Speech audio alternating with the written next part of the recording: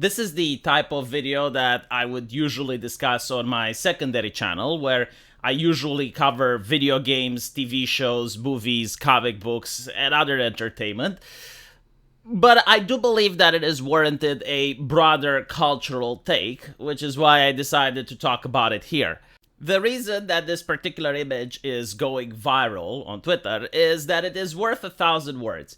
You see, this is a Japanese company which is now adhering to Western standards of morality. And the reason they are called Western standards of morality is because they're not universal, and without censorship and suppression, they cannot exist. It goes against human nature, basically. So let's look at what the standards are, right? This is from a video game which the Japanese company released back in 2006. It received wide acclaim. Almost everyone around the world has heard about Dead Rising. And in 2024, they did a remake. And you can see what are the things that the current morality does not allow. The things that have been censored in order to appeal not to their audience, but usually to investor, academics, and consultancy groups. So when it comes to male characters, you get to notice that having them shirtless, having them buffed, having them represent peak male physique is not a problem. Like this is actually encouraged, right? Like having shirtless men in your video game, if you look at Capcom, Mortal Kombat, and other woke titles, even God of War, it is perfectly acceptable. You can make them rugged, you can make them strong, you can go all out. And again, you can fully sexualize them. Like, even if you have a video game that takes place in a strip club and you'd have male strippers there, that would be fine. Perfectly acceptable. However, when it comes to the female characters, you get to notice that this is where the censorship comes in. And in Japan, it's just starting. So they're kind of like in the 2016 era of censorship, where, you just have to remove anything that could cause arousal in a straight man. Because this is what it's all about. It's about promoting queer ideology, right? So, like, if this gets the rocks off of a gay man, that's fine. But if this appeals to the heteronormative gays, then it needs to be censored. So literally anything, whether it's like a panty or whether she's showing too much skin, like everything needs to be covered up. And again, this is the 2016 era of censorship because modern AAA games in the West, they completely defeminize female characters as well. Usually by giving them strong jawlines, by giving them broad shoulders, by giving them masculine stereotypical characteristics such as short hair. The idea is to go for gender abolition. They don't even call them female characters anymore. They call them body type A or body type B, and then they add pronouns. And also in recent games like Dragon Age, they even add chest scars and other things, right? So again, the idea is to go for body abolition. This is what they mean when they're like applying to Western sensibilities. They mean that gender doesn't exist, the male gaze is inherently evil, and that you need to reflect this in your video games. You need to reflect this in your characters. And believe it or not, it actually works. I remember a couple of years ago, there was this tournament called Games Done Quick. And the presenters of that tournament would have in front of them on the table their preferred pronouns. And as you're looking into the Twitch chat, you notice that almost 3/4 of people were making fun of them. Like, everyone was laughing. Everyone was saying that this is over the top, like you're dialing the ideology to 11. Even people that were allies and activists were basically saying, this is ridiculous. So the answer was to ban everyone, and eventually they gave the chat disabilities. And other content creators joined in and mocked at the thing. But what happened after, many games started normalizing the pronouns, and many companies as well. And I remember when heel versus babyface came out with a rant that was exaggerated and over the top, sure, but like the essence was that he is sick of seeing current daying in his video games. Well, the same people that were laughing back then at the pronouns were now laughing at heels versus babyface. So you get to see how it actually gets normalized. Like, if it's done sufficient enough and every single video game you're playing has pronouns, and everywhere you're going the companies are telling you to write your pronouns in emails and stuff like that, then it becomes normalized.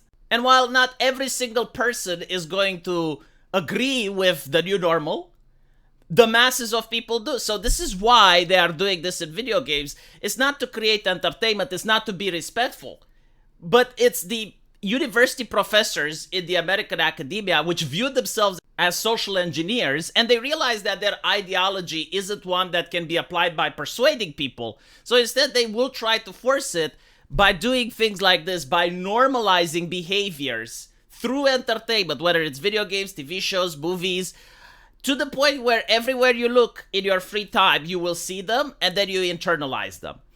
So this is why it's happening. It's got nothing to do with video games or entertainment. It's got everything to do with gender abolition movement, with left-leaning ideology in the United States. And then they use these video games as a Rorschach test. In other words, if you don't complain and you agree, then you're a good person, right? You look at the ink blots, you look at the Rorschach test, and you found what normal people find. If you complain, if you say like, what is it with this censorship? It's ridiculous. Then you have answered the Rorschach test incorrectly. You have outed yourself to be a psychopath. They will say that you're a coomer, that you just play video games to masturbate, like any other such nonsense. They will say, why are you complaining about the removal of this? Look how small the change is. You're being absolutely ridiculous. In reality, these activists on Twitter know what they are doing, right? Like, they're trying to push gender abolitionists through entertainment. They know why people are complaining, because people are noticing. And they are very upset, so they're using all these underhanded tactics. They're using all this gaslighting in order to pretend that actually you want porn. When in reality, the games have more fan service than they ever did. It's just that you either need to transition or be gay in order to appreciate it. But, like, it is there. Like, if you look at Baldur's Gate 3, you have sex with bears, sex with demons. The new Dragon Age talks about hiring porn actors in order to record their moanings and stuff. Like, the fan service is in the game. Just look at The Last of Us 2 and the Abby scene. It's just that it's not straight. It's not heteronormative. It is queer. And that's what they want. They want more queerness. They want to have it everywhere if possible. So stuff like this exists even in Suicide Squad. There is a scene where Harley Quinn spanks the ass of, I believe it's Deadshot, even though it's non-consensual. Like, it's fine when it's queer. And even the relationships in these video games, like if you look at Baldur's Gate 3 and you compare it with Baldur's Gate 2 or you compare it with Neverwinter Nights, the relationships in old video games like Mass Effect were very wholesome. Like the relationship between Tali Zora Vas Normandy and Commander Shepard. You build it up throughout many hours of the game, and it's romantic in nature. Like, you get to know her, you get to talk about it. It's very humanizing. It's pretty much like how humans bond with each other. And once you form the relationship, even after you have the intercourse, there is still more to that. Like, there is still a friendship and a deep bond being created between you and the character. Meanwhile, in Baldur's Gate 3, you have like the muscular druid that is like, oh boyo, let's go into the forest and have wild animal sex together. Press yes to consent. It's hookup culture. It's basically like running around the camp and just having intercourse with your companions for the sake of like receiving some vile display on your screen. That's it. That's hookup culture. They want to normalize that, and they want to alienate the McDonald's commercial where you have just a family that's enjoying a dinner, right? They don't like romance anymore. In fact, I can't think of any movie or TV show that came out in the last 3 years which has themes of romance. Everywhere that you have a couple, it's either queer or the spouse cheats on the other spouse, or there's some drama and they hate each other, or the husband is abusive. Like, there is no more representation of the old Disney romance story. And again, this is done on purpose. The way they do it is with the consultant firms. There are many investors that offer ESG funding, which is corporate term for woke. I'm pretty sure they're going to rebrand it now because it's not very popular. And in order to access those funds, you need to hire a consultant company to make sure that your product is in compliance. And what they usually do is that they will encourage you to make these changes, right? And they will justify these changes differently. It's like, yes, the modern audience is now more respectful, like we respect women now, blah, blah, blah, blah, blah. But in reality, they're doing it with a nefarious agenda. And it's also a grift. Like, they're also making a lot of money for doing it. So this is why you see these changes across the board. And if you look at streaming companies like Amazon, they talk about these changes in their terms of service. Like, they actually say, yeah, if you want to make a movie, you need to make this and this and that. So it's internal at this point. It's the HR team that formed various trust and safety councils and had these things just ingrained into the culture of the company. Another thing that you see here is the camera angles, right? Now, back in the day when the game came out in 2006, this was supposed to be a joke. Like, this was a South Park, a Beavis and Butthead type of skit, where despite the fact that it's the zombie apocalypse and everyone is dying, the main character is a photographer and he can't help himself besides taking pictures of ladies in risque positions, right? So, like, it's a joke on masculinity. It's a joke on men. And the reason everyone is laughing is because this is a common shared experience among young men. Like, when you go to the university, you have this thing called locker room talk. And a lot of people would do this. Like, almost every single man is doing this. You know, like, they're talking about women nonstop. They're talking about girls. And this is something that men relate to. And this is just a joke taken to the extreme that, look, even in an apocalypse scenario, even when the world is dying, men would still be men, right? So this is why it's funny. But the reality is that the Western academic views this as deeply problematic, right? They view the normal behavior of men, which takes place throughout human history, throughout any society. Like, if men are left unchecked, I guarantee to you, the same locker room talks exist in China, exist in India, exist in Germany, exist in Brazil. Like without communicating with each other, you know, men probably, even in America, before the colonists came, were sitting around the fire next to their tents and they were doing the exact same shit, right? Like, simply talking about women is something that men do, and women do it as well. There's never a focus on that. They never mention this, but if you spend time with women, you will notice that they too talk about other women's bodies. They too talk about the type of boyfriend other women get, how rich he is, how influential he is. They too judge men.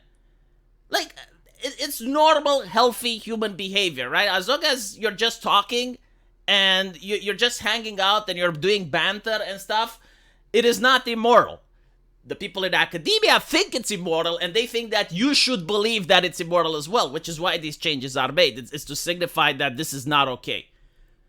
But I'm sorry, my mother didn't tell me it's not okay. My grandmother didn't tell me it's not okay. I personally don't see the harm in what people do in their private locker to affect you. Like, again, if the woman is not there and you just have a couple of men talking about the women in their university and they're basically saying, oh, what do you think about her? Yeah, she's hot. What do you think about her? Well, she's not so hot. I understand that people in the academia think that's evil, but I don't see the harm done, especially if you're not doing it in front of the woman. The women have the same conversations around their table. I mean, come on, are we going... The only way this works is if you're an incel and you never hang out with women. Because when you hang out with women, they do the exact same thing. They also rate men. In fact, they even have terms. You can go on Reddit and you can see subreddits where only women are there. And they have terms like low-value men, high-value men. No one cares about that. That's never even brought into the conversation. So I would call lack of context on this. And you know what? I don't think what they're doing is wrong. I don't think what they are doing is harmful. Like, let them talk with each other. Let them socialize, right? But this is the problem. This ideology is authoritarian to the point where they don't want the locker room banter to exist. They don't want people to socialize. Because if people socialize, they can actually discuss that their ideology is wrong. So they want to normalize the idea that people in the American academia get to decide what is good and what isn't. And they get to impose their values whether you agree with them or not. So when sufficient games are making this to be demonized and evil, then you too need to understand and internalize that if you like this, you're evil. Meanwhile, if you like queer stuff, if you like this, that's fine. Like, I guarantee to you, if a video game existed where you have, like, shirtless men and women making inappropriate comments about them, no one would care. In fact, it would probably be BlackRock approved. But if the opposite is around, like anything that has to do with heteronormativity is bad, awful, evil. And I don't understand where this morality came from. It certainly didn't come from the church. It didn't come from my parents. It didn't come from my circle of friends. didn't come from my teachers that I grew up with, so why exactly should I adhere it? But anyway, I ranted long enough. Usually my videos are smaller than 15 minutes. It's just that I wanted people to understand why it's happening, right? It's got nothing to do with porn. It's got nothing to do with coomerism. It's not because, America is becoming more prudish. No, like, this is still allowed. It's all about left-leaning ideology, grifting, people making money. I mean, the consultants are making money hand over fist, and they require almost no talent in order to be able to do it. And this is why it's happening. And it will keep happening until people will stop buying the games, which something is happening right now.